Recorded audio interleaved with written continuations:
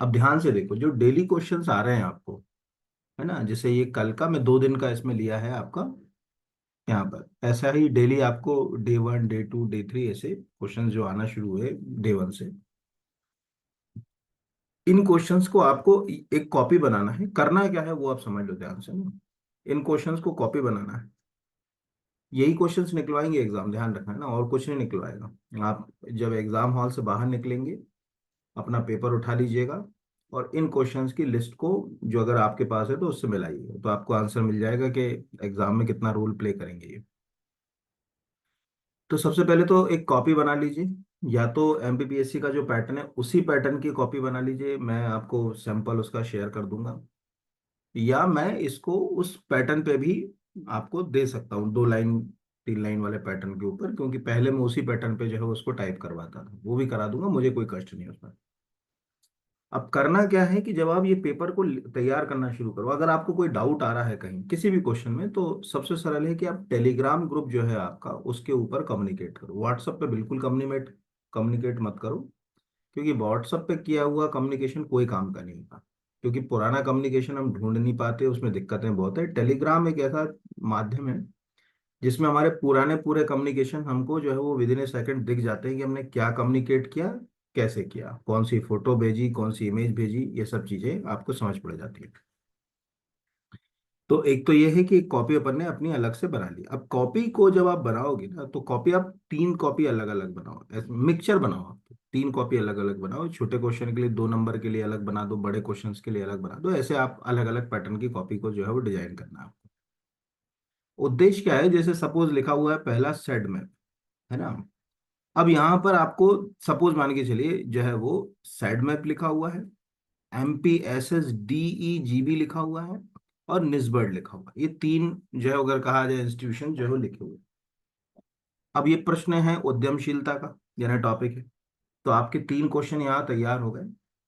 बड़े वाले के हिसाब से, भारत में उद्यमशीलता को बढ़ावा देने वाले संस्थानों के ऊपर टिप्पणी लिखिए। तो अगर आप इसके बारे में 1 2 लाइन भी लिखोगे सेड मैप के बारे में, कि सेड मैप भोपाल में कहाँ से ऑपरेट हो रहा है, क्या करता है, या MPSSDGB के बारे में जो है वो देखोगे, क्योंकि यही इंस्टीट्यूट है जो सबसे ज्यादा रोजगार के लिए और सेल्फ एम्प्लॉयमेंट के लिए मध्य प्रदेश में स्कीम्स गवर्नमेंट की जो है वो को इम्प्लीमेंट कर रहा है। सभी इम्प्लीमेंट यही करता है, इसका नाम ही है Madhya Pradesh state skill development employment guarantee board. ठीक है, जो कि कौशल संचालनालय के अंतर्गत जो है वो आता है। तो जैसे सपोज ये 3 दिख रहा है आपको, एक निस्बत दिख रहा है, एक MPSSDEGB दिख रहा है, एक सेड मैप दिख रहा है, ये यहाँ तो 3 नंबर के 2 नंबर के हिसाब से यहाँ पर हो गए। और दूसरा आपने क्वेश्चन जो दूसरा किया, जैसे यहाँ पर अगर ये क्वेश्चन और कहाँ पंच होगा, तो ये अगर आप यहाँ से जाएं, एक सेकंड, बस 1 मिनट है ना,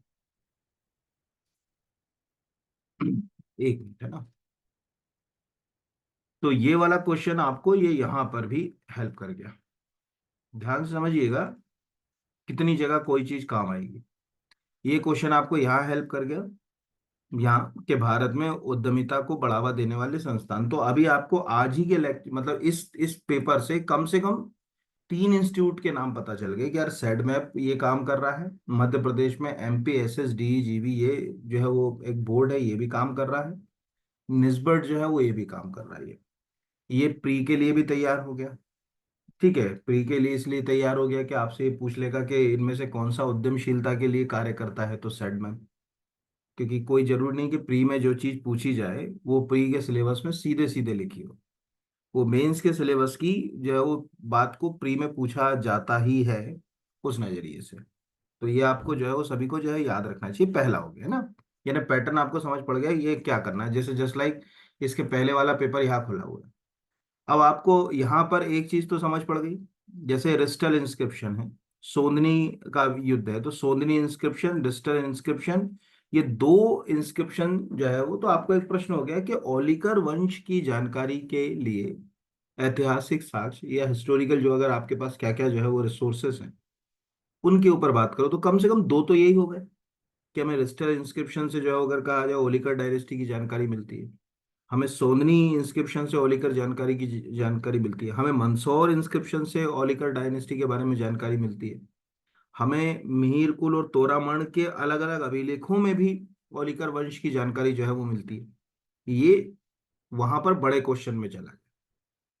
यहाँ दो लाइन का हो गया, क्योंकि आपको क्वेश्चन छोड़ना नहीं है, आपको क्वेश्चन पकड़ में आना चाहिए। तो आपका यहाँ पर दो तरह से, इसीलिए पहली बार है कि मैं यूनिट वाइज बना रहा हूँ, नहीं तो मैं बहुत रैंडमली मिक्स देता था ये क्वेश्चन। आपने पिछले बार के देखे होंगे जो 50-60 आपके पास होंगे। इस बार मैंने एक पूरी यूनिट पे ही फोकस करना शुरू कर दिया कि एक यूनिट का जो है वो अगर कहा जाए क्या क्वेश्चंस उसमें बन सकते हैं, ऐसे इसको तैयार करा हूं। तो ये यहाँ से अपने पास ये आ गया। जैसे सपोज मान के चलिए कि ग्वालियर की घेराबंदी लिखी है, तो आपको ये पता चल गया कि हाँ कच्छप डायनेस्टी के समय हुई थी, उस समय कुतुबुद्दीन ऐबक ने अटैक किया। तो आपको ये अगर कभी कच्छप घातों के बारे में कुछ लिखने को आ जाए तो आपको ये भी एक आइडिया हो जाएगा यार कच्छप घातों का शासनकाल क्या था, कैसे कच्छप घात खड़े हो रहे थे। तो दिल्ली के आसपास के क्षेत्र पर जो है वो कुतुबुद्दीन ऐबक एक ताकत के रूप में उभर रहा था। तो ये यहाँ से अपने को चीजें जो मिलती है, ये कॉपी में खुद लिखना है। आपको सोचो कि टीचर इसमें हेल्प करे, वो क्या हेल्प करेगा, कुछ नहीं करेगा। हाँ, आपको ये पता ही नहीं है कि सर ग्वालियर ग्वालियर की घेराबंदी समझा दो, तो जरूर मैं समझा दूंगा कि हाँ बेटा ये ऐसा हुआ कि 1196 में जो अगर कहा जाए कुतुबुद्दीन को अपनी पूरी पावर देने के बाद जो है गौरी जो है वो वापस चला गया। तो जब वो जा रहा था वापस, तो उसने कहा था कि यहाँ पर मेरे 3 कमांडर रहेंगे, तो उत्तर भारत के आसपास का जो बड़ा क्षेत्र है वो ऐबक देखेगा। तो ऐबक ने अपने एक कमांडर को जिसका नाम था इल्तुतमिश भेजा। तो उस कमांडर ने ग्वालियर से लेकर जो है वो अगर कहा जाए ये चंदेरी भिलसा तक के क्षेत्र पे जो है वो अटैक किया था। और बाद में ऐबक शासक बन गया, और फिर उसके बाद जो है वो उसकी डेथ के बाद 1210 में कुछ समय के बाद जो है वो इल्तुतमिश के हाथ में सत्ता आ गई, और इल्तुतमिश ने फिर इस अभियान को और बड़े क्षेत्र पर किया।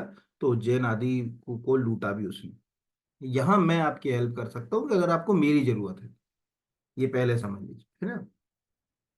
दूसरा यानी ये एक हो गया। अब दूसरा जैसे लिखा हुआ है मध्य प्रदेश स्टार्टअप नीति के 2 उद्देश्य लिखे। अब आपने, ये तो हो गया कितना, 2 नंबर का क्वेश्चन, कि 2 नंबर में अपने को स्टार्टअप नीति आ जाए। अब यही प्रश्न 2 नंबर से निकलकर आपको सेम क्वेश्चन, अगर हम ऊपर मॉड्यूल के हिसाब से जाएं,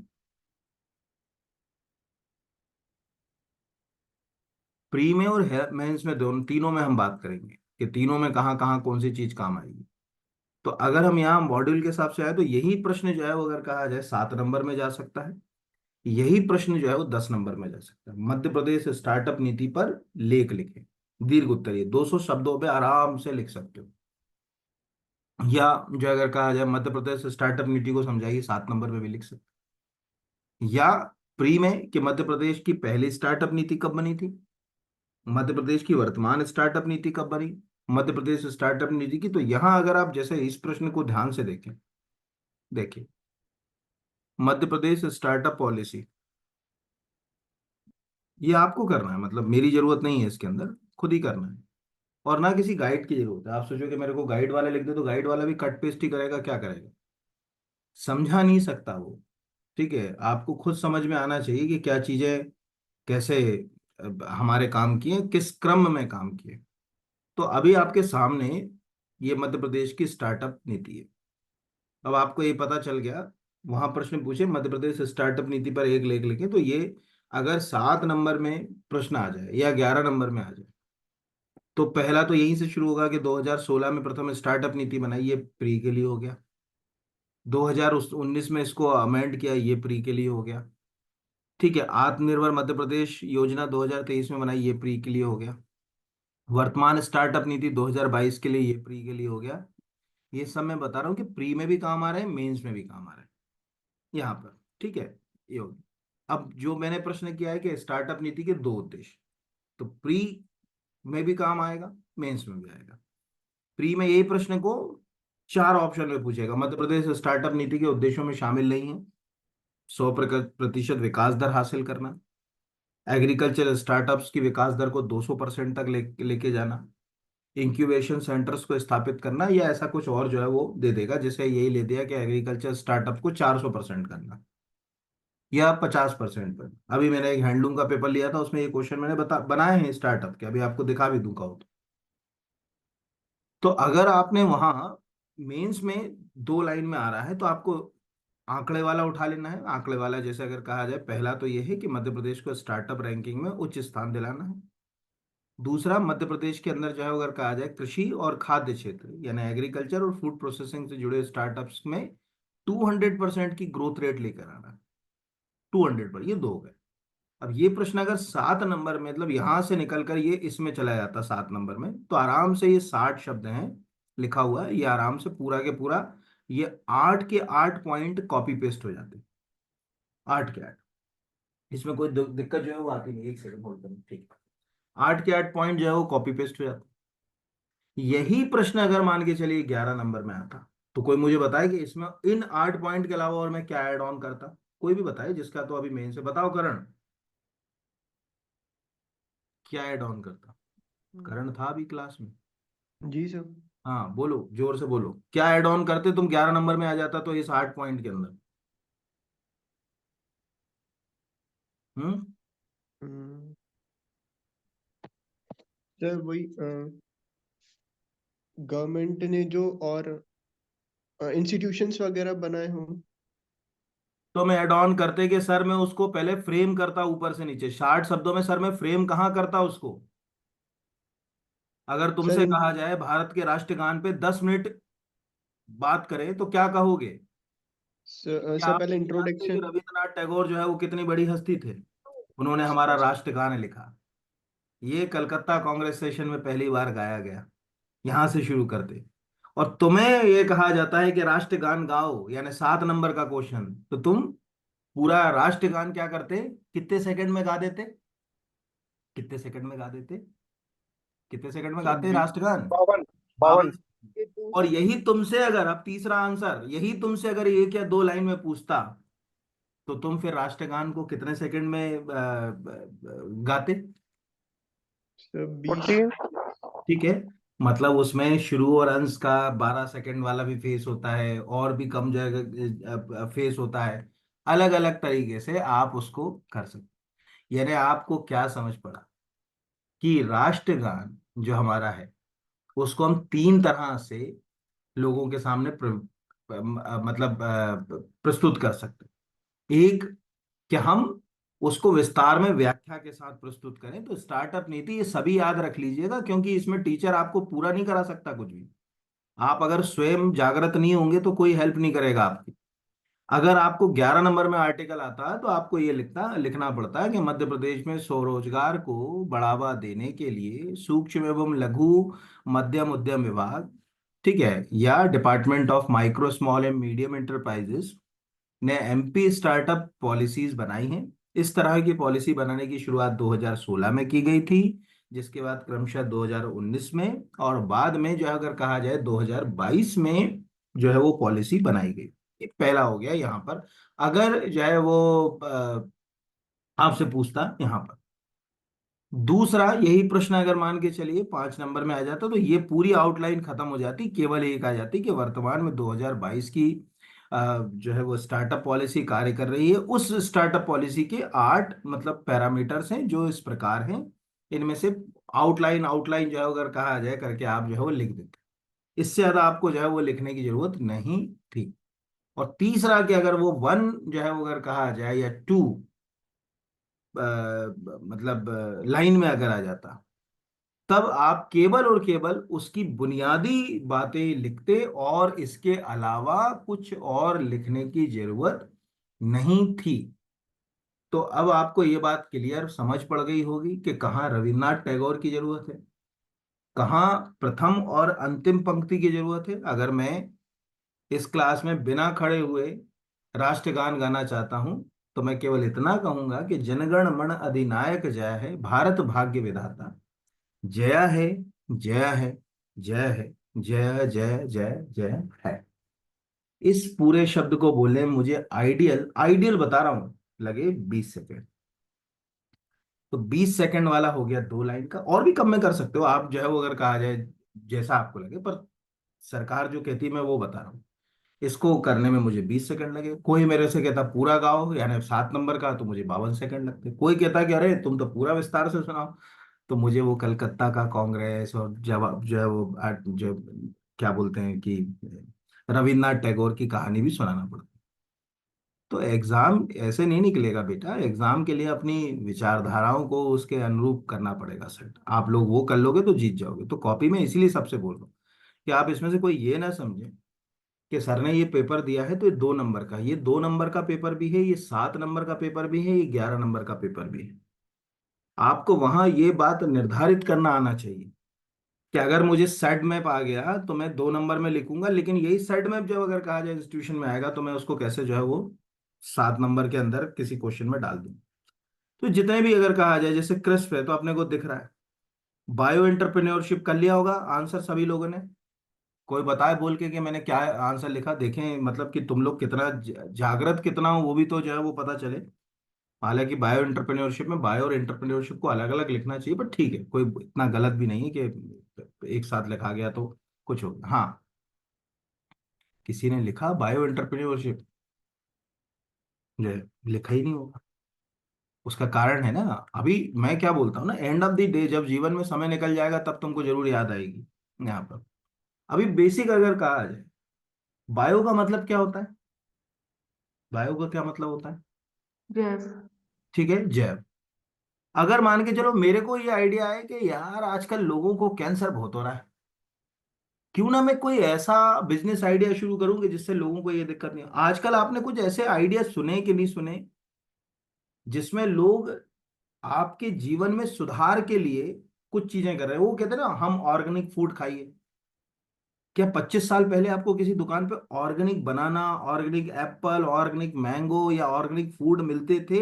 आज बिक रहे हैं तो गली गली कूचो कूचो में लोग खरीद रहे हैं, गरीब से अमीर आदमी खरीद रहा है। सुना कभी तुम्हारे दादाजी ने कहा कि बेटा जाके थोड़ा सा ऑर्गेनिक वाला चना लाना, ऑर्गेनिक गेहूं खाते हैं हम? अब वो कल्चर आ गया ऑर्गेनिक, क्यों? क्योंकि अब हम पेस्टिसाइड का यूज करने लगे, पहले तो पेस्टिसाइड होते ही नहीं थे तो सभी चीजें ऑर्गेनिक थी। अच्छा, सुना कि नहीं सुना तुमने, ऑर्गेनिक फूड सुने हैं कि नहीं सुने, बाजार में मिलते हैं आजकल जो जी सामान्य सर। फूड से। जी सर। किसी दुकान पे जब ऑर्गेनिक सब्जी लोगे तो थोड़ी सी महंगी मिलेगी, क्योंकि उसमें पेस्टिसाइड यूज नहीं हुए होंगे। तो कोई हमारे पास अगर ऐसा बिजनेस आइडिया हो जो कहीं ना कहीं आपको विज्ञान में बायोलॉजी से या बायो या जीवन से जुड़ी हुई चीजों को आगे ले जाने के लिए काम करे, उसको बोलते हैं बायो एंटरप्रेन्योरशिप। उद्यमिता के अंदर ही है, पर इसमें कोई ऐसा व्यवसाय शुरू करेंगे जो विज्ञान से जुड़ा हुआ। तो आज जितनी फूड प्रोसेसिंग इंडस्ट्री हो रही है वो सब बायो एंटरप्रेन्योरशिप का हिस्सा हो सकती है। जो ऑर्गेनिक खेती के से संबंधित जो एंटरप्रेन्योरशिप लोग कर रहे हैं वो बायो एंटरप्रेन्योरशिप का हिस्सा हो सकती है। जो मेडिसिन और नए तरह की चीजों के ऊपर काम हो रहा है वो बायो एंटरप्रेन्योरशिप के ऊपर हो सकती है। ये सब जो अगर कहा जाए चीजें होती हैं, गर्ल्स इस क्लास में समझती होंगी। कुछ कंपनी ऐसी होती है। कॉस्मेटिक्स में भी, क्या बेटा? कॉस्मेटिक्स में भी यूज होती है कॉस्मेटिक, जी। जैसे अब कॉस्मेटिक का बच्ची ने बोला तो मैं उसी से बता देता हूँ, गर्ल्स समझती होंगी, चलो कॉस्मेटिक की बात निकली तो इसी बात। एक कंपनी आती है जिसने जिसको लगा कि हम मार्केट में सीधे लोगों तक नहीं जा सकते, लेकिन अगर हम अपने प्रोडक्ट के अंदर नेचर को अच्छे से शामिल करें तो लोग हमारे प्रोडक्ट को खरीदेंगे और उस तक पहुंचेंगे। तो जो शादीशुदा है उनको तो पता होगा, नहीं होंगे उनको भी पता होगा, गर्ल्स को। उसका नाम है ओलिफ्लेम, सुना होगा शायद आपने, काफी चर्चित कंपनी है वो मार्केट में सीधे अपने प्रोडक्ट नहीं, सुना है कि नहीं सुना है, कि सुरा ही नहीं नाम जो है। ठीक है। अरे, हाँ सर। है ना? वो अपने हालांकि कॉस्टली होते हैं, बट वो प्रोडक्ट नेचर बेस्ड होते हैं। तो यहाँ पर जो है, जैसे कभी आपने एक आइसक्रीम का ब्रांड है जो प्राकृतिक चीजें डालता है उसके अंदर, ये मैं इसलिए बता रहा, अपने आसपास ढूंढो। आप जनरली छोटे शहरों में नेचुरल्स। तो वो अपने आउटलेट नहीं खोलता। भोपाल में तो है उसका आउटलेट, कौन बताएगा नाम? नेचुरल्स। नेचुरल। नेचर्स। ठीक है। आप जब जाओगे तो आप अगर वहां पे कोई अंगूर फ्लेवर खा रहे हो तो उसमें ओरिजिनल अंगूर आएगा अंदर, ओरिजिनल, कोई फ्लेवर नहीं आएगा, ओरिजिनल आएगा। चीकू खा रहे हो चीकू फ्लेवर की तो चीकू आएगा। उन्होंने ये एग्जैक्टली बायो एंटरप्रेन्योरशिप का ही एक रूप है। उन्होंने ये चीज सोची कि हमको नेचर तक लोगों को ले जाना, तो कैसे नेचर तक ले जाए। तो आप यहाँ ये मैंने दो और भी, कहोगे तो किसी और दिन के भी जो है वो अगर कहा जाए मैं इसमें बता दूंगा आपको। तो आपको ये ध्यान रखना, जैसे यहाँ पर लिखा हुआ है कि निम्नलिखित लेखकों की रचनाओं को लिखिए। अब नवसांग चरित्र, अब अपने को मालूम ही है नवसांग चरित्र, यानी ये क्वेश्चन अगर 7 नंबर पे आता तो निश्चित रूप से हमको परमार डायनेस्टी के किसी भी आर्टिकल में हेल्प कर जाता है, क्योंकि परमाणु की जानकारी के लिए नवसांग चरित्र एक अच्छा रिसोर्सेस माना जा सकता है। उसमें काफी कुछ जो है अगर कहा जाए परमार डायनेस्टी के बारे में लिखा है। या प्रबोध चंद्रोदय, तो अगर हम चंदेल डायनेस्टी के बारे में कभी अगर पढ़ते हैं तो हमको प्रबोध चंद्रोदय में अच्छा अच्छा खासा जो है अगर कहा जाए चंदेल डायनेस्टी की जानकारी जो है मिल जाती है। तो अब वहां तो वो पूछ रहा है 2 नंबर में कि बताओ भाई नवसांग चरित्र के जाना इनके लेखकों के नाम लिखो। यहाँ लेखकों के अलावा हमारा एक क्वेश्चन क्या तैयार हो गया कि अगर चंदेल का आएगा तब मैं प्रबोध चंद्रोदय से जो है वो अपने आर्टिकल को शुरू करूंगा। जैसे अभी एक कोई क्वेश्चन हुआ था शायद फॉरेस्ट सर्विस में ही आया था कि प्रबोध चंद्रोदय में किस शासक की जानकारी, ऐसा कुछ था, मुझे अब याद तो नहीं आ रहा कि क्या पूछा था उसने, किस शासक की जो है वो जानकारी मिलती है, ऐसा कुछ उसने पूछा, क्या पूछा। तो अब हमको ये समझ पड़ गया किसने लिखी है नवशांग चरित्र, किसने लिखी है? Sir Padmagupta, sir Padmagupta. पद्मगुप्त। पद्मगुप्त, है ना। तो अब आपने को क्या समझ पड़ गया कि अगर 3 क्वेश्चन तैयार हो गए इसमें, पहला क्वेश्चन हमारा तैयार हो गया कि भाई पद्मगुप्त का संबंध किस वंश से है, तो वो है परमार। अब भूल गए कि वो वाकपति मुंज का दरबारी कवि था, कि राजा भोज का था, भूल गए हम तो कहते मान लो, तब भी आपको इतना तो याद रहेगा कि अगर पद्मगुप्त आ जाता है तो परमार काल के एक प्रसिद्ध लेखक जिन्होंने नवसाहंग चरित्र नाम की रचना में गुप्त शासकों सॉरी परमार शासकों का उल्लेख किया है। ये एक अपने को जो है वो याद रखना। और थोड़ा अगर अंदर जाए तो हमको वाकपति मुंज से, फिर उसके बाद सिंधु राज से भी उसका उल्लेख मिल जाता है कि यार उसने, उनके बारे में भी जो है अगर कहा जाए पद्मगुप्त ने ये उल्लेख किया। तो ऐसे प्रश्न जो है वो आपको याद रखना है कि आप सोचो कि मैं 1 और 2 लाइन कर लूं, तो नहीं, आप उसके आसपास का अगर पैरामीटर देखोगे, जिस दिन आप एग्जाम से निकलोगे आपको 100% पेपर पकड़ में आ जाएगा, 100%। बट ये है कि आप सोचो कि मैं वर्ड टू वर्ड सर ने यही चीज बोली है मैं यही ढूंढ लूं, तो आपको जो है वो नहीं मिलेगी यहाँ पर। जैसे अगर कहा जाए कि ये मिल जाता है, तो अभी आपको एक सिंपल वर्ड में ये समझ पड़ गया कि यहाँ 2 क्वेश्चन आपके थे। बट प्रॉब्लम यही है, दुख भी यही है और प्रॉब्लम भी यही, कि टीचर तो अपना खून जला जला के रोज 10 क्वेश्चन आपके लिए जी तोड़ करके ढूंढ रहा है कि ऐसे ढूंढे कि जो एग्जाम में आ जाए। पर आप में से कोई उसको कॉपी में ना तो आंसर करता है ना लिखता है, वो छोड़ देता है कि मैं कर लूंगा। और ये कर लूंगी की प्रगत प्रवृत्ति जो है ना, जिनका चयन नहीं हुआ ना अभी प्री में, वो मैंने क्या बोला कि वो एंड ऑफ द डे अपने ऊपर ही जो है वो उपहास कर सकते हैं। उनको खुद ही महसूस होगा कि यार मेरी कहाँ गलती रही। क्योंकि अगर आपको ये जो दिख रहा है, अगर ये आपका आंसर ये नहीं है, तो मतलब आपने नहीं लिख रखा है, तो आप अपने आप से खुद देख लो कि आप कितना ईमानदार। तो यहाँ एक प्रश्न को 3-4 जगह आपको अलग अलग कॉपी पेस्ट करना। जैसे चरकारी ताम्रपत्र अभिलेख, इससे हमको चंदेलों की जानकारी मिलती है, आप जब महोबा जाओगे तो वहां उसके पास। इससे प्रभाकर जो है वो प्रभाग प्रशस्ति से जानकारी मिलती है, प्रबोध चंद्र से। अब यही प्रश्न अगर आपको आ जाए, ऐसा कैसे क्वेश्चन आता है, चंदेल वंश के इतिहास के स्रोतों के ऊपर लेख लिखिए, तो अब आपको एक तो मंदिर तो दिख ही रहा है, मंदिर के अलावा आपने लिख दिया कि भाई जो है वो प्रबोध चंद्रोदय नामक ग्रंथ से जानकारी मिलती है। सरकारी कॉपर प्लेट इंस्क्रिप्शन, आपको मालूम है चंदेलों का शुरुआती गढ़ क्या था, महोबा। तो महोबा के आसपास का जो क्षेत्र था, वहां क्या चंदेलों का काम हो रहा था, कैसे हो रहा था, ये पूरी जानकारी हमको मिलती है सरकारी, ये अगर कहा जाए यहाँ पर। तो ये दिख रहा है हम्मीर वर्मन, ये लिखा हुआ है हम्मीर वर्मन, एग्जैक्टली जो है अगर कहा जाए चंदेल शासक थे। और इसमें जो है अगर कहा जाए जैसे लगा ना Chandel dynasty founder north India inscription, ठीक है, ये सब इसमें अपने को मिल गया। तो हम्मीर वर्मन के बारे में भी जो है वो, हम्मीर वर्मन के बाद तो ऐसी ये डायनेस्टी ऑलमोस्ट खत्म ही हो गई थी, आखिरी ताकतवर राजा थे यहाँ। तो एक प्रश्न यहाँ से हो गया, बट प्रश्न ये है कि आपने कितना उसको करा। अगर आपने करा तो ये जो डेली जो है आ रहे हैं, इसीलिए मैंने 1-2 ही लिए यहाँ। तो ऐसे अगर आप आदत डाल लेंगे कि एक प्रश्न को 3-4 जगह, जैसे सपोज मान के चलो इसको 3 जगह कन्वर्ट करके बताओ राय भगत की खोटी को, कोई 3 जगह 2 नंबर में कन्वर्ट करके बताओ, 7 में कन्वर्ट करके बताओ, 11 में कन्वर्ट करके बताओ कि अगर 2 नंबर में कहीं आता तो राय भगत की कोठी, कोठी भी बोलते हैं मेंशन भी बोलते हैं, दोनों आंसर गलत नहीं। मैंने इसीलिए इंग्लिश नाम ये साथ में लिखा क्योंकि एक बार एक क्वेश्चन आया था अफजल खां की घटना, लेकिन उसको उसने एपिसोड लिखा था। तो एपिसोड भी जो है अगर कहा जाए गलत नहीं है। अब कौन मुझे बोल के बताएगा कि सर इसको यहाँ आता तो ये मैं 2 नंबर में इतना लिखता और ये ऐसे लिखता। हाँ। हम्म बोलो, कोई भी बोलो जिसको लगता है, बोलोगे नहीं तो काम कैसे चलेगा। हाँ। सर मंडला में है, मंडला में थी और हृदय शाह ने बनवाया था, जितना पता है। थोड़ा सा उसको सुधार के बोलो, और अच्छे से बोलो। कैसे बोलोगे, सर जो तुमने बोला उसको फ्रेम करो। राजा हृदय शाह ने बनवाया। Hmm. Sir it is situated in Mandla and build by Hriday Shah, who is Hriday Gond Shah? Ruler Hriday who Shah. Is Hriday Shah? Sir Gond ruler थे। तो गौंड रूलर को कौन बोलेगा पहले? सर गौंड आपका रूलर हृदय शाह। मतलब कहानी कहाँ से शुरू करोगे? हृदय शाह से शुरू करोगे? आज अगर मान के चलिए अकबर पढ़ोगे तो कहानी कहाँ शुरू करोगे? सर पहली लाइन मुगल किससे, एम्परर। उसको उसकी आइडेंटिटी किससे बताओगे अकबर की? मुगल का। Sir Mughal Mughal Mughal ruler. शासक। एम्परर। फेमस मुगल एम्परर या ग्रेट मुगल एम्परर, मुगल से शुरू करोगे, हृदय शाह को बता नहीं चाह रहे हो। तो कॉपी चेक करने वाले को भी ये बात समझ पड़ती है ना, कि राय भगत की कोठी, तो आपको ये बताना था, कहीं आप इंटरनेट पे ढूंढो इसको, आपको अगर गोंड राजा के साथ उसका उल्लेख ना मिले तो बताना।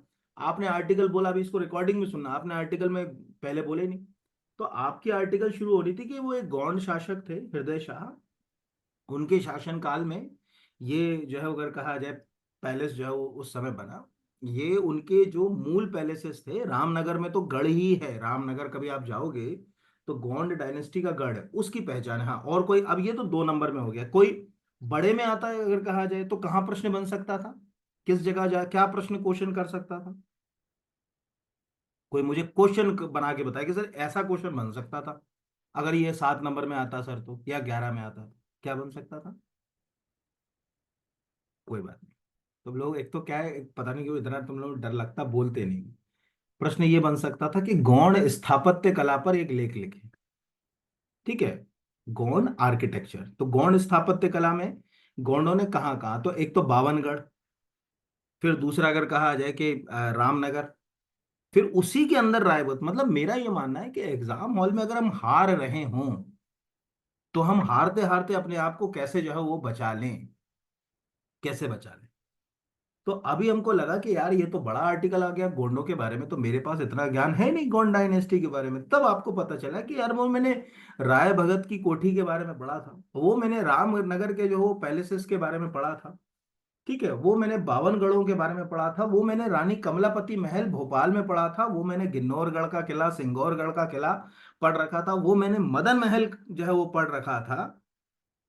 तो क्यों ना मैं इन सबको कलेक्ट करके एक साथ प्रेजेंट कर दूं।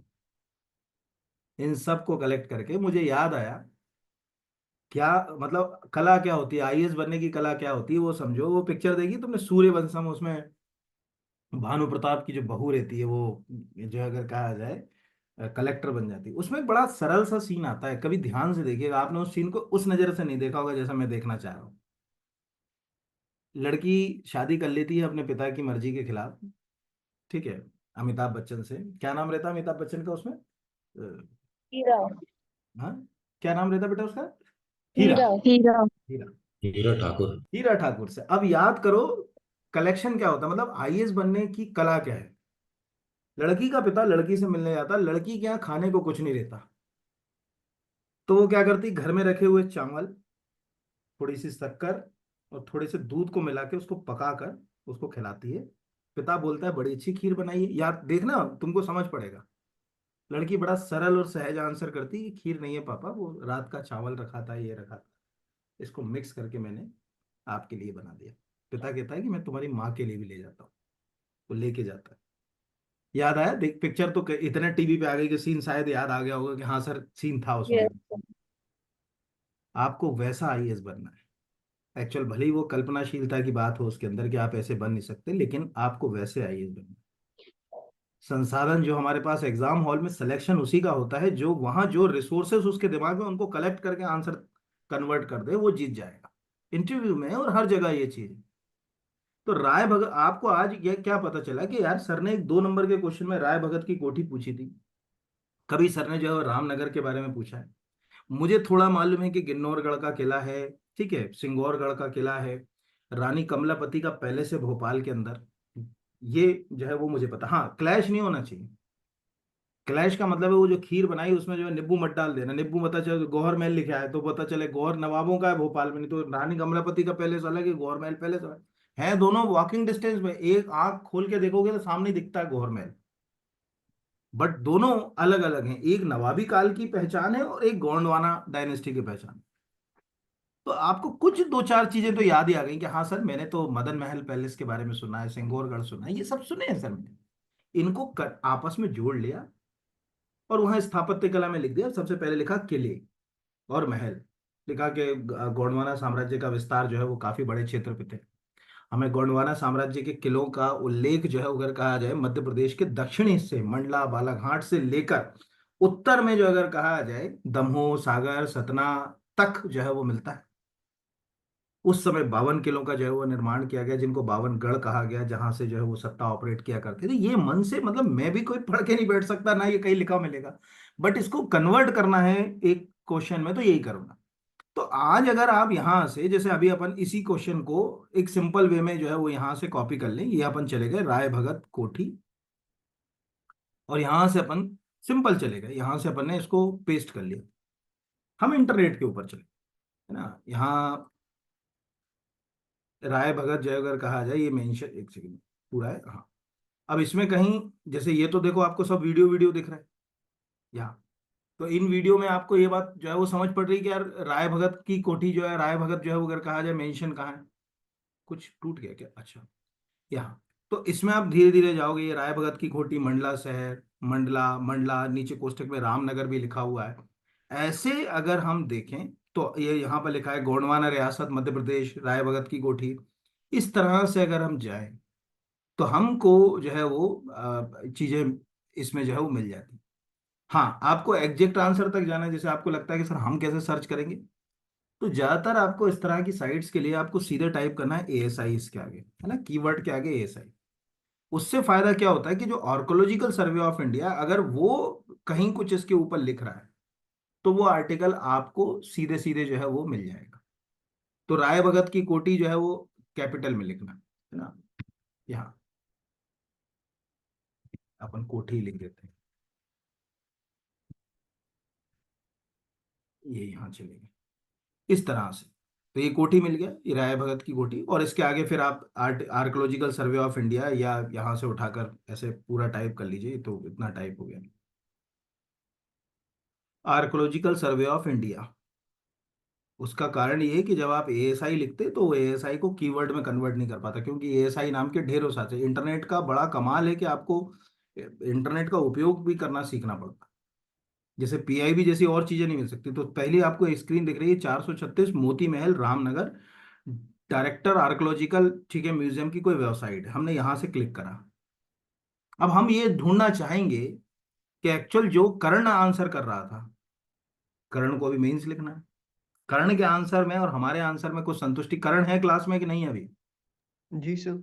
अब तुम पढ़ोगे कर्ण कि तुमने जो बोला था वो गलत है, मुझे भी ये वेबसाइट ना मैं पढ़ के बैठा ना कुछ करा, तुम्हारे ही सामने सबके मैंने खोला, और हमने वो जो गलती पकड़ने की कोशिश करी कि मेंस में जो आप कहते हो ना राइटिंग स्किल यही होती है और कुछ नहीं होता, कि आपने जो शब्द प्रयोग किया उसमें कौन सी ऐसी चीज है जिसको डालने से उसकी छवि बहुत ज्यादा अच्छी हो गई। किसी ने केक खरीद के लाया, उसके ऊपर जिसका जन्मदिन है उसका नाम नहीं लिखा, तो उस 1,000 का केक भी जो है वो 100 रुपये का टाइप लगेगा कहीं फुटपाथ चलाया हो, नाम लिखा ही नहीं है, मतलब वो नाम लिखने वाला भी नहीं होगा वहां। तो यहां से तुम पढ़ो, यहाँ पर पढ़ो, जो है जो थोड़ी लाउडली पढ़ना उसको। जी sir. It is situated at a distance of 28 kilometers from Mandla by road. The main palace residence was built by the Gond king Hriday Shah अब यहाँ after रुक गए अपन, उसने पहले Ramnagar. किस मतलब कुछ आया तुमको कमी? ठीक जी है, सर, उसने डायनेस्टी का नाम लिखा सबसे पहले, जिस डायनेस्टी हाँ, का तो था। तुमने जो है वो बिना डायनेस्टी के हृदय शाह को बोल दिया कि हृदय शाह के शासन काल में बनी, उसने उसके मिनिस्टर ने कैसे बनवाई वो नहीं, बट उसने लिखा कि was built by God king हृदय शाह। आगे पढ़ो। After Ramnagar was made the capital in around 1667, it hmm, is a magnificent and beautiful sample of Gond architecture. Hmm, A massive three-storied monument, the location is so beautiful that Captain Ward in the Central Provinces District Gazetteer said that a more lovely sight than that of a palace of Ramnagar can hardly be imagined. Hmm. The rock अब अपने को inscription ये यहाँ showing तक आ गया ना रामनगर, मतलब अब इसमें आप जाओगे तो ये आ गया वो कोठी यहाँ कोष्टक में, इसीलिए मैंने मेंशन लिखा है इंग्लिश में।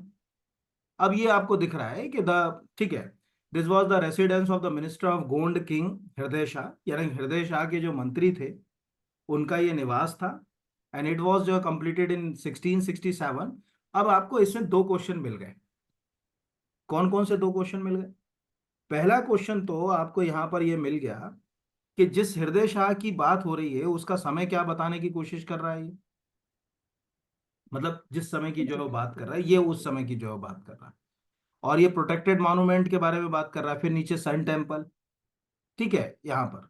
फिर उसके नीचे जो है वो विष्णु मंदिर रामनगर। ये हो गया गौड़ आर्ट आपका। आज एक टॉपिक तैयार हो गया पूरा। गौड़ आर्किटेक्चर ही जो है अगर कहा जाए कंप्लीट हो गया। आप में से कितनों को मालूम अगर यही क्वेश्चन आ जाता नरेंद्र शाह बुर्ज, तो आज आपको एक ऑफिशियल वेबसाइट पर डायरेक्टर ऑफ आर्कियोलॉजी का पता चला कि रामनगर जो है वो गौड़ डायनेस्टी का एक गढ़ है। वहां हमें मोती महल देखने को मिलेगा, वहां हमें राय भगत की कोठी जो है वो देखने को मिलेगी, वो मिनिस्टर्स थे उनके। वहां हमें सन टेम्पल जो है वो देखने को मिलेगा, वहां हमें विष्णु मंदिर देखने को मिलेगा, वहां हमें नरेंद्र शाह बुर्ज नाम की जगह जो है वो देखने को मिलेगी, जिससे हम गौड़ इतिहास को समझ सकते हैं। ज्यादातर निर्माण कार्य में बलुआ पत्थर या सैंडस्टोन का ही उपयोग किया गया होगा। ये सिंपल कीवर्ड में हमको पता चल गया यहां से। ये आज इसीलिए मैंने ये क्लास में ये सब चीजें चर्चा करी, क्योंकि आपको मैं कितना भी भेज दूं उसका कोई मतलब नहीं है। तो ये यूनेस्को की ऑफिशियल वेबसाइट के ऊपर, मतलब किसी और तो छोड़ दो, यूनेस्को में लिखा हुआ है तो फिर क्या बताऊं। तो ये यहाँ पर लिखा हुआ है कि भाई गढ़मंडला उनकी किंगडम थी। गौड़ शासकों के लिए जो है वो अगर कहा जाए रामनगर जाना जाता है। यूनेस्को में लिखा है, मतलब सरकार क्या कोशिश में लगी होगी। अगर यूनेस्को में है तो कहीं ना कहीं सरकार इन साइट्स को आने वाले समय में कहाँ लाने के लिए पूरा World प्रयासरत है। Heritage Sites. ठीक है, कि हेरिटेज में आ जाएंगे। जैसे अभी आपने देखा होगा कि बहुत तेज सरकार ने प्रयास कर दिया है एक साइट को हेरिटेज में लाने का, जिसका नाम है मांडू। सरकार ने हम बिल्कुल लगे हुए हैं कि मांडू को वर्ल्ड हेरिटेज में जो है वो जगह दिलाना है। तो प्रश्न आपके यहाँ पर, आपको ये आज से आदत बनाना है। अगर आपको सिलेक्शन चाहिए तो ये आदत नहीं बनाओगे, क्योंकि आप सोचो कि एग्जाम सेटर क्या पूछेगा, वो मैं बैठा हूं सोच के, तो बड़ा कठिन।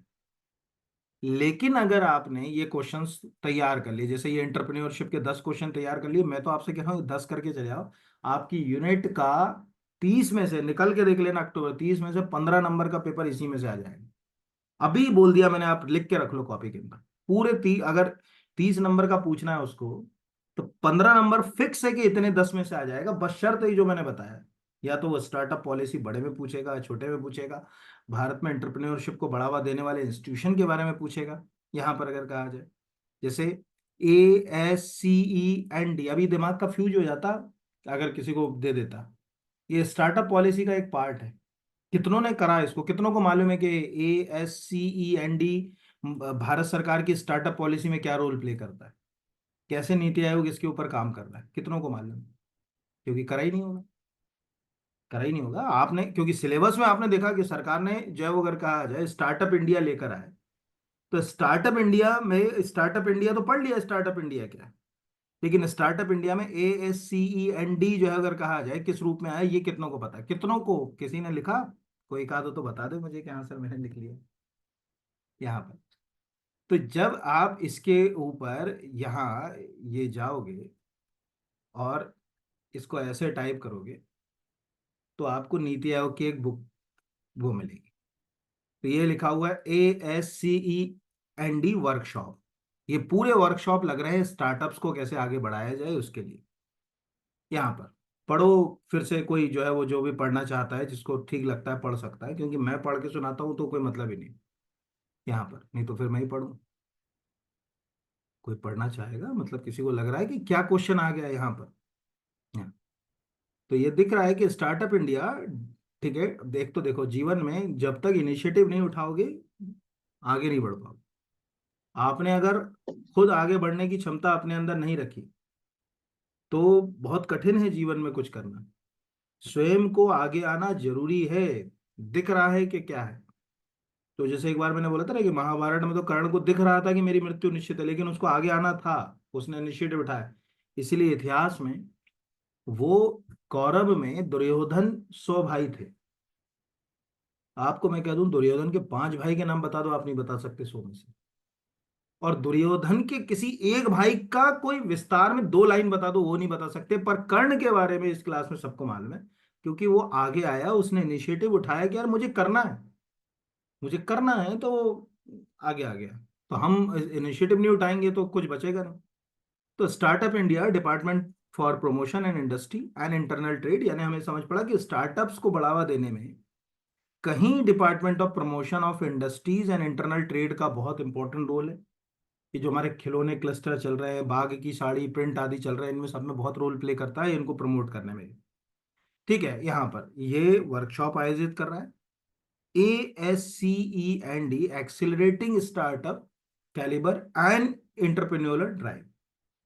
ठीक है, तो अगर जो आप इंटरप्रेन्योर बन रहे हो तो आपको इंटरप्रेन्योर बनने के लिए ये वर्कशॉप आयोजित किए जा रहे हैं। आज आप कॉपी के अंदर लिख लेना, तो जितनों ने इसको देखा ना, आपके 50 दोस्तों से पूछ लेना, जो इतनी बड़ी बड़ी गाइडों में आप जो है वो अगर कहा जाए स्टैंड अप स्टार्टअप इंडिया को पढ़ रहे हो, उसमें आप ढूंढो कि अरे यार हमने तो इतना बड़ा 10 पेज का आर्टिकल देखा है लिखा हुआ, ये वाला तो देखा ही नहीं था। तो जो नब्ज है वहां जाने नहीं चाह रहा आदमी, तो क्या करेगा, कोई टीचर भी क्या करेगा यहाँ पर। तो मिल तो सब कुछ जाता है, नहीं मिलता तो टीचर तो बैठा ही है ईमानदारी से, उससे पूछोगे तो वो बताएगा ही बताएगा। तो जैसे ये है, ये प्रधानमंत्री युवा योजना है, या जो है वो भारत में उद्यमशीलता। अब इसी प्रश्न को 3 तरह से पूछा जा सकता है। कितनों को मालूम है कि मिनिस्ट्री ऑफ एंटरप्रेन्योरशिप जो है वो का गठन कब हुआ था, कितनों को मालूम है? सर 9 नवंबर। ठीक है, ये एक बच्चे ने बिल्कुल सही बोला यहाँ पर, है ना। हाँ पूरे ही बोल दो, मतलब 9 नवंबर के आगे भी बोल दो। सर 2016। ठीक, एक ने बोला, 2016। चलो हाँ, और कोई इसमें कुछ सुधारना चाहेगा? 9 नवंबर 2014। 15। ठीक है, जब नई सरकार आएगी, अब हो गया ना गलत एक का, जो है नई सरकार आई, प्रधानमंत्री जी, इसको मैंने पढ़ाया था, क्या बताया था कि जब नई सरकार बनी तो सरकार को लगा कि हम सीधे तो नौकरी नहीं दे पाएंगे, तो हम जो है अगर कहा जाए कि सेल्फ एम्प्लॉयमेंट को बढ़ाएंगे, इसके लिए हमको इसको लेना है। अब इसको 3 प्रश्नों में कन्वर्ट करना। पहला तो आपको ये समझ पड़ गया कि यार मिनिस्ट्री ऑफ स्किल डेवलपमेंट नाम की एक मिनिस्ट्री हमने जो है वो अगर कहा जाए खड़ी करी। दूसरा, आपको एक प्रश्न और इसमें कोई पूछ सकता है, जो मैंने आपको इसको जब इस खड़ा किया था तो मैंने बताया था कि इसके नाम से एक डे भी सेलिब्रेट किया जाता है। कितनों को जो है वो याद है उस डे को, मैंने क्या बताया था कि क्या कहते हैं उसको, किसी को याद हो? World entrepreneurship day. हाँ, तो इंडियन एंटरप्रेन्योरशिप, वर्ल्ड वर्ल्ड की तो खैर कहानी अलग हो जाएगी, इंडियन। ठीक है, क्योंकि हमने ये जो है वो किसके लिए लेकर आए, हमारे खुद के लिए जो है अगर कहा जाए। तो अगर आपसे कोई पूछे नेशनल एंटरप्रेन्योरशिप डे कब मनाया जाता है, तो आंसर क्या होगा? नेशनल एंटरप्रेन्योरशिप डे, वो जो उत्तर बच्चे ने दिया 9 नवंबर। तो आप सोचो कि एक प्रश्न को कितने तरीके से, ये प्रश्न 3 तरह से पूछा जा सकता है, मैं यही दिखा दे रहा हूँ। पहला प्रश्न यहां से देखो सब लोग, अब पता नहीं आपने, एक तो क्या होता है कॉपी में लिख के नहीं रखते, आंसर करते नहीं हो, दिखता है मुझे, मतलब देखो एक टीचर भी इस बात को बहुत अच्छे से समझता है कि वो अगर अपने बच्चे पे मेहनत कर रहा है तो बच्चा कितनी मेहनत कर रहा है, देख समझ जाता है वो, मतलब उसका अनुभव इस बात को समझाने के लिए काफी रहता है। यहाँ पर ये ministry of skill development and entrepreneurship की वेबसाइट है ना। अब हम सबसे पहले तो देखें क्या क्या क्वेश्चन उससे बन सकते हैं। पहला तो हमको ये बेसिक ही ये क्वेश्चन ही बन गया यहाँ से, अबाउट जब हम मिनिस्ट्री की बात करेंगे तो हमको यहाँ पता चलेगा कि यार मिनिस्ट्री की जरूरत क्यों पड़ी, कैसे जो अगर कहा जाए मिनिस्ट्री को खड़ा किया गया, ये यहाँ से अपन इसको उठा सकते हैं। दूसरा, अगर हम इसी पर जाए तो नीचे आपको दिख रहा होगा इम्पॉर्टेंट डे। तो इम्पॉर्टेंट डे पर गए तो हमको एक लिखा हुआ है वर्ल्ड यूथ स्किल डे 15 जुलाई। ये लिखा हुआ है the world youth skill day observed every year in 15 July across the world, the ministry of celebrate world youth skill day 15 July in every year, ये आपको दिख रहा है। दूसरा लिख रहा है नेशनल एंटरप्रेन्योरशिप डे, तो the ministry of skill development and entrepreneurship was notified on 9 नवंबर 2014। यार ये मंत्रालय को खड़ा करने के लिए जो घोषणा हुई वो 9 नवंबर 2014 को ही, इसीलिए the ministry celebrate this day is national entrepreneurship day. ये 2 क्वेश्चन है जो बिल्कुल रामबाण क्वेश्चन है। अब आप इसको गाइड में ढूंढोगे, आप ढूंढो आपके पास जो बड़े बड़े बस्ते मोटी मोटी जो 1-1 हजार पेज की आपने जो एंटरप्रेन्योरशिप की गाइडें खड़ी कर रखी, गाइड में आपको सब चीजें मिलेंगी, लेकिन व्यवहारिक ज्ञान की परख के लिए आपको खुद भी चलना पड़ेगा। वो आपको मुंह में ला के नहीं दे देंगे, एक ध्यान रखना कि गाइड में ये लिखा मिल सकता है कि सब्जी बनाते समय नमक कितना डालें, लेकिन जब आपने वहां लिखा हुआ है कि 200 ग्राम पनीर में आपको 1 चम्मच नमक डालना, मम्मी ने कह दिया बेटा आज वो फलाने वाले अंकल भी आएंगे और आंटी भी आएंगी, तो 200 नहीं, आज अपन 350 ग्राम पनीर बनाएंगे, तब आपका अनुभव काम करेगा। तब वो लिखा हुआ काम नहीं करेगा, वहां आपका अनुभव काम करेगा कि मुझे उसमें कितना नमक अंदाज है। इसीलिए अंदाज जो है वो अपने आप से आता है, किताबों से नहीं आता। और यही कारण है कि आप अपने जीवन में जो बाइक चलाते हो, कार चलाते हो, ये सब चीजें चलाते हो, उसमें कोई कोर्स मॉड्यूल मॉड्यूल पढ़ के नहीं पढ़ाते हो। ये सब जो है वो काम के नहीं है। ये आप याद रखिएगा, जीवन हमेशा जो है अगर कहा जाए अनुभवों से जो है अगर कहा जाए जुड़ा हुआ है। बाकी चीजों से जीवन जो है अगर कहा जाए नहीं जुड़ा हुआ है। तो आपको अनुभव लेने के लिए खुद ही कोशिश जो है वो करना पड़ेगी। बाकी किसी और चीज से आप करोगे तो कुछ नुकसान ही उसके जो है वो होंगे। तो ये अब आप जो अगर कहा जाए देख लो कि कैसे करना है। उम्मीद है कि जिन्होंने एक आध दो नहीं करे होंगे, मुझे ज्यादा से तो मैं भी उम्मीद जो है वो कभी नहीं करता, पर जिनने एक दोनों लोगों ने कर रखे होंगे उनको ये समझ पड़ गया होगा कि इससे 3 क्वेश्चन, अभी आपके टोटल मैंने 3 क्वेश्चन तैयार करा दिए। कब मिनिस्ट्री बनी, पहला क्वेश्चन। नेशनल एंटरप्रेन्योरशिप, राष्ट्रीय उद्यमशीलता दिवस कब मनाया जाता है, दूसरा क्वेश्चन। विश्व युवा कौशल दिवस कब मनाया जाता है, तीसरा क्वेश्चन। ये 3 क्वेश्चन मैंने अलग अलग आपको समझा दिए। बाकी तो जो है वो कुछ बताने की जरूरत ही नहीं है, तो वो अब आप तय कर लो कि कैसे करना है। तो आज से कम इतना सुधार कर लोगे तो मुझे लगता है कि जीवन में कुछ तुम्हारे अच्छा हो जाएगा। नहीं तो जैसी गाड़ी चल रही है यहाँ पर अगर कहा जाए, वैसी ही गाड़ी तुम्हारी चलती रही। एक फिल्म आई थी अभी कुछ साल पहले, कुछ साल तो नहीं, अभी लगभग 2 साल पहले, टॉम क्रूज की। उसका नाम था टॉप गन मैवरिक। उस फिल्म को ध्यान से देखना, उसमें एक सीन आता है जिससे आपको समझ पड़ेगा। सुना है किसी ने टॉप गन मैवरिक के बारे में? बहुत प्रसिद्ध है टॉम क्रूज, मतलब कि ये अगर कहा जाए ये एक पहली, इसके पहले भी बन चुकी है, उसका पार्ट 2 है ये। उसमें उसको ट्रेनिंग स्कूल भेजा जाता है स्टूडेंट को ट्रेन करने के लिए, एक मिशन के लिए। वो सबसे पहले जाके उनसे बोलता है कि ये जो cockpit cockpit data manual book है, इतनी मोटी बुक है, देखना सीन मिल जाएगा आपको, वो बुक को जाते से ही सबको दिखाता है, ये पढ़ते हैं आप। और उसके बाद वो क्या करता है, किसी ने देखी हो तो याद करके बता दे सीन के क्या करता है वो जो इतनी मोटी बुक होती है, इतनी, जिसमें लिखा रहता है कि आपको फाइटर जेट कैसे उड़ाना है, क्या क्या करना है, कौन सी बटन कब दबाना है, ये सब लिखा रहता है। वो फर्स्ट जाते से जब सामने बैठे रहते हैं उसके पास ट्रेनी जो पायलट्स होते हैं, वो क्या करता है, देख किसी ने देखी हो तो बताओ, तो मैं नहीं तो मैं ही बता दूं कि नहीं देखी हो तो। हम्म वो क्या करता है, वो बुक को उठाकर डस्टबिन में डाल देता है। जाते से देख लेना, इंटरनेट पे मिल जाएगा सीन। वो जाता है, उठाता है बुक को, हाथ में लेता है और कहता है कि ये पढ़ना है हमको, डस्टबिन में। वो कहता है ये किताब काम नहीं आएगी जब आपको फील्ड पे आएगा। फील्ड पे आपका अनुभव काम आएगा, कितनी प्रैक्टिस कर रहे हो उसके ऊपर टिका हुआ है सब कुछ। वहां क्वेश्चन क्या आएगा किताब में लिखा वो जरूरी नहीं है, आपने कितना अनुभव सीखा है जीवन में वो जरूरी है। देखिए आज जाके सीन देख, पूरी फिल्म मत देखिए आप, लेकिन उस सीन देखिए, उसमें आपको अनुभव पता चलेगा जीवन का। वो फिल्म अनुभव के ऊपर टिकी, मुझे इतनी अच्छी लगती है। कुछ फिल्में तो जो है वो इमिटेशन गेम, मैंने आपको काफी पहले भी बताई, अभी एग्जाम में भी क्वेश्चन आ गया था, जो अगर कहा जाए कि आर्टिफिशियल इंटेलिजेंसी में इसका क्या रोल है, तो याद ही होगा सबको जो है अगर कहा जाए ट्यूरिंग टेस्ट से जोड़कर इसको। ये टॉप गन मैवरिक का वो सीन देख लीजिए, वो होगा तो जो है वो मैं ढूंढ के आपको भेज दूंगा। तो ये याद रखना है कि जितना आप अपने आसपास सर्च करोगे, और आपको ज्यादा दौड़ लगाने की जरूरत नहीं। टीचर तो आपको फाइटर जेट में बिठा ही रहा है ना, F-16 में, ठीक है, राफेल में तो मैं बिठा रहा हूँ। आपको बस इतना अनुभव करना है कि सर ने मुझे राफेल बोला है, तो राफेल में आज की परिस्थितियों में फाइटर जेट है। और अगर मैं 14वीं और 16वीं शताब्दी के अंदर कहीं बैठा होता तो राफेल का हो जाता, क्या हो जाता राफेल? अगर मैं आज से 300 साल 400 साल पहले राफेल की चर्चा कर रहा होता तो कौन होता राफेल?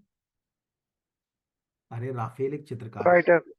ठीक है, चित्रकार, राइटर नहीं थे Raphael. Raphael is a great painter, ठीक है। पश्चिमी देश में 3 ही महान चित्रकार हुए, Leonardo da Vinci, Michelangelo and Raphael. Raphael के चित्र ऐसे हैं, अमर हैं वो राफेल के चित्र। तो वो राफेल थे। बट वो कहानी कब होती कि जब कोई मुझसे 200 साल पुराना इतिहास सुन रहा होता, तब मेरे लिए, आज मेरे लिए राफेल एक जो है अगर कहा जाए फाइटर जेट है। तो राफेल पेंटिंग, सर रेनासा के टाइम पे थे। रेनेसां में तो तीन ही महान चित्रकार थे। प्रश्न एक ही है, परिस्थितियां दो हैं। आपको स्क्रीन के ऊपर जो दिख रही है ना, अद्भुत कलाकृतियां, ऐसी कलाकृति तो कोई बना नहीं सकता जैसी राफेल ने जो है वो दुनिया को दी। अद्भुत, मतलब अमर हैं राफेल की पेंटिंग्स इतिहास के अंदर जो है अगर कहा जाए, ये है राफेल। तो स्क्रीन के ऊपर आप खुद भी अपने स्तर पर जो है वो ढूंढ सकते हो, राफेल को पढ़ सकते हो, अच्छे से राफेल के बारे में चीजें हासिल कर सकते हो। तो अनुभव जीवन में कैसे आएंगे कि जब आप बैंक का इंटरव्यू देने जाओगे तो वहां सीबीआई का मतलब सेंट्रल बैंक ऑफ इंडिया होगा। और जब आप सब इंस्पेक्टर का या पीएससी का, डीएसपी का, आपने पोस्ट प्रेफरेंस में डीएसपी पहले बताया, तो सीबीआई के बारे में पूछा है तो आप बताओगे कि साहब सेंट्रल ब्यूरो ऑफ इन्वेस्टिगेशन है, प्राइम मिनिस्टर ऑफिस से जुड़ी हुई है, एक एग्जीक्यूटिव बॉडी की तरह काम कर रही है सर। और अभी काफी आरोप लग रहे हैं। दोनों परिस्थितियों में सीबीआई का नाम बदल गया। और जब आपसे जब किसी बैंक के इंटरव्यू में जाओगे तो सीबीआई के बारे में तो आप बोलोगे सर बैंक के संदर्भ में तो सेंट्रल बैंक ऑफ इंडिया है, भारतीयों की पूंजी से शुरू किया गया पहला बैंक था सर ये, सेंट्रल बैंक ऑफ इंडिया। और आज भारत में एक जाना माना जो है अगर कहा जाए पब्लिक बैंक है, लीडिंग बैंक है, पारसी फैमिलीज ने इसको जो है वो स्टार्ट किया। और माना जाता है, जब हम डॉक्यूमेंट्स पढ़ते हैं, कि सबसे पहला वो बैंक जिसमें पूरी तरीके से जो कैपिटल था वो इंडियंस का था। दोनों प्रश्न अपनी जगह 100% सही है, लेकिन परिस्थितियां बदल गई तो एग्जाम ऐसे ही निकलते हैं कि आपको निस्बर्ड अगर आ रहा है तो उसको कहाँ कहाँ यूज कर सकते हैं भारत में उद्यमशीलता को बढ़ाने। इसमें 3 क्वेश्चन तैयार करा दिए मैंने। ये क्वेश्चन आपको 11 नंबर में भी आ सकता है। कोई मुझे फ्रेम कर दे 1 मिनट के लिए तो फिर मैं अब टॉपिक पे आ जाऊंगा, जो समाज शास्त्र पढ़ रहे हैं अपन। आज अपने को गोत्र नातेदारी खत्म करना है, ये फाइल खुली पड़ी हुई है बेचारी, कुटुंब नातेदारी। ठीक है, तो इसको अपने को आज इसके ऊपर काम करना ही है। कोई मुझे 1 सेकंड में जल्दी से बता दे तो ये खत्म है आज, कि अगर ये उद्यमशीलता को, अगर मेरे को 11 नंबर में कोई आर्टिकल आता तो मैं क्या, कहाँ लिखता इसको, उद्यमशीलता को जो अगर कहा जाए, आपको कैसे आर्टिकल लिखने को आता? कोई मुझे बोले कि हाँ सर, मैं, अगर कोई प्रश्न आ जाता है इंटरप्रेन्योरशिप पे तो मैं इसकी फ्रेम में डालता। अगर मैं आपकी जगह एग्जाम हॉल में होता तो मैं लिखता कि भारत में इंटरप्रेन्योरशिप को बढ़ावा देने के लिए 2014 के बाद से बहुत तेजी से प्रयास हुए। 2014 से पहले तक भारत में इंटरप्रेन्योरशिप के लिए अलग से कोई मिनिस्ट्री नहीं हुआ करती थी। ठीक है, अलग से कोई मिनिस्ट्री नहीं थी। 2014 में जब नई सरकार आई तो उसको लगा कि भारत के अंदर startup India, stand up India, self employment आदि को बढ़ावा देने के लिए हमें एक अलग से मिनिस्ट्री खड़ी करना चाहिए जो केवल स्किल को जो है वो प्रमोट करे। उस स्किल को प्रमोट करने के लिए 2014 में 9 नवंबर 2014 को एक नोटिफिकेशन के द्वारा एक अलग से मंत्रालय को गठित करने का जो है वो प्रयास शुरू हुआ। और इस मंत्रालय को हमने कौशल विकास एवं उद्यमशीलता मंत्रालय कहा। बाद में हमारी जो 2020 की जो राष्ट्रीय शिक्षा नीति, उसमें भी कौशलगत शिक्षा को सबसे ऊपर प्राथमिकता दी गई। राज्य स्तर पर भी जो है अगर कहा जाए इस तरह के इंस्टीट्यूशन काम कर रहे हैं। वर्तमान समय में भारत के अधिकांश राज्यों में जितनी भी अगर कहा जाए एम्प्लॉयमेंट स्कीम चल रही है उसमें ज्यादातर सेल्फ एम्प्लॉयमेंट से है। जैसे मध्य प्रदेश के अंदर मुख्यमंत्री उद्यम क्रांति योजना, मुख्यमंत्री सीखो कमाओ योजना, ठीक है, startup India, stand up India, जो है अगर कहा जाए, या अभी हम टंटिया मामा जो है वो योजना, बिरसा मुंडा योजना, डॉक्टर बाबा साहब भीमराव अम्बेडकर योजना, संत रविदास योजना। कितनी देर लगी इसको आर्टिकल को फ्रेम करने में, हो गया खत्म। बट हम करना ही नहीं चाह रहे तो कुछ टीचर क्या कर सकता है? आप तो आज की क्लास की रिकॉर्डिंग रख लेना, एग्जाम जिस दिन खत्म होगा ना उस दिन निकल के ये रिकॉर्डिंग, इसलिए मैं ये रिकॉर्डिंग डाल दूंगा ऐप के ऊपर कि इसको आप सुन लेना। तो आपको एहसास हो जाएगा कि ये मेरे कितने काम का था, मैंने क्या जो है वो पढ़ाई करी। आपको उस दिन एहसास हो जाएगा। अभी तो आप जो सोचता है ठीक है, यहाँ पर इंटरप्रेन्योर शब्द जो है अगर कहा जाए किस भाषा का, सबको मालूम है फ्रेंच भाषा का शब्द है, कैसे आगे बढ़ना है एनसीईआरटी में ही लिखा हुआ है। ऐसे आपको इनको प्रश्न को डेली, जो भी रोज 10 क्वेश्चन आ रहे हैं, इनको ऐसे ही तैयार करना पड़ेगा। अरिस्टल में क्या लिख सकते हो, सोंदनी में क्या लिख सकते हो, अभी इसमें क्या लिख सकते हो, सब काम आएंगे। कोक्कल द्वितीय कैसे जो है कलचुरियों में महान राजा बना, क्या रोल था अगर कहा जाए यहाँ। रानी महादेवी कुमारा देवी किस किस डायनेस्टी से थी ये, किससे थी, खत्म अब कहानी। पढ़ाई तुमको कोई डायनेस्टी मध्य प्रदेश की? हाँ, क्या बेटा? मतलब तुम लोगों को पढ़ाया कि कोई मध्य प्रदेश की डायनेस्टीज में राजाओं के साथ उनकी रानियों के नाम भी लिखे जाते थे कि नहीं पढ़ाया, ये बता दो पहले तो। पढ़ाया है सर वो चेहरा के पास। हाँ, उछेरा के पास। तो उछेरा के पास पन्ना और सतना और उसके आसपास कौन सी डायनेस्टी पढ़ाई थी? परिव्राजक। उच्चकल उच्च कल्प पढ़ाई थी, परिव्राजक। परिव्राजक पढ़ाई थी, दोनों पढ़ाई थी। तो ये किस में पढ़ाया था? परिव्राजक में पढ़ाया था कि उच्च कल्प में पढ़ाया था? ठीक है। ये क्यों मैं इसलिए प्रश्न कर रहा हूँ ना, ये कब दिया था, कितनी तारीख को दिया था? परसों दिया था ना? ये कब का है? कल, कल का है ये ना? ये परसों का है, वो कल का तो ये वाला है। आप सोचो 2 दिन के बाद आप, एक फाइल आपके पास है, उस फाइल से जो है अगर कहा जाए आप आंसर नहीं लिख पाए, और जब एग्जाम में सिलेक्शन नहीं होता तो आप मुझे फोन करके क्या कहोगे कि सर वो मेरा पेपर में 5 नंबर से बिगड़ गया, 6 नंबर से बिगड़ गया। तब मुझे आज की क्लास याद आएगी कि तुम कितने ईमानदार रहोगे, क्योंकि मैं कैसे जो है वो इस चीज का निर्धारण करूंगा कि बच्चा मेरा ईमानदार है तो कितना है। तब मुझे पता चलेगा कि यार इसने तो ईमानदारी करी नहीं, ईमानदारी की कमी है इसके अंदर, इसीलिए इसके साथ ये हो गया। तो बस यही कहानी है बेटा। आप अपने लिए ईमानदार नहीं होगे तो आपका कोई भगवान भी आके कोई आपकी हेल्प नहीं कर सकता। आप अपने लिए जो है अगर कहा जाए कि ईमानदार हो जाओगे तो आप खुद ही अपनी ताकत बन जाओगे, कुछ अच्छा कर जाओगे जीवन में। मैं तो रोज ये 10 क्वेश्चन डालता रहूंगा, तो ऐसे ही प्रक्रिया में चलता रहूंगा। आप इनको अपनी कॉपियों में, ये होता है संसाधन इकट्ठे करना, जो आजकल के बच्चे बोलते हैं सर फलाना नोट्स दे दो। अरे तुम 10 क्वेश्चन नहीं कर पा रहे, नोट्स क्या पढ़ोगे यार? ठीक है, अगर नोट्स मैंने दिए हैं, इसकी तो फाइल दी है मैंने, अगर कहा जाए उच्च कल्प की भी फाइल दी है, परिव्राजक की भी फाइल दी है। जब तुम उसमें से क्वेश्चन का आंसर याद नहीं रख पा रहे तो तुम क्या नोट्स की बात कर रहे हो? रखो ये रिकॉर्डिंग संभाल के कि सर आपने नोट्स नहीं दिए, फलाना नहीं दिया, क्या करोगे उसका जब तैयारी नहीं है कोई चीज़? तो क्या है, क्योंकि कलेक्शन जरूरी है, पढ़ना जरूरी नहीं है आज के समय। धन्यवाद। ये तो हो गई कहानी खत्म भैया। अपन अपने इसके ऊपर आ जाते हैं। कहाँ कहाँ तक हो गया था अपना? इसमें परिवार हो गए थे ना, सत्ता, वंश क्या चल रहा था इसके अंदर? नातेदारी चल रही थी ना? नातेदारी एक बन सेकंड, अब एक सेकंड ना, इसको नई रिकॉर्डिंग करना पड़ेगी इसकी।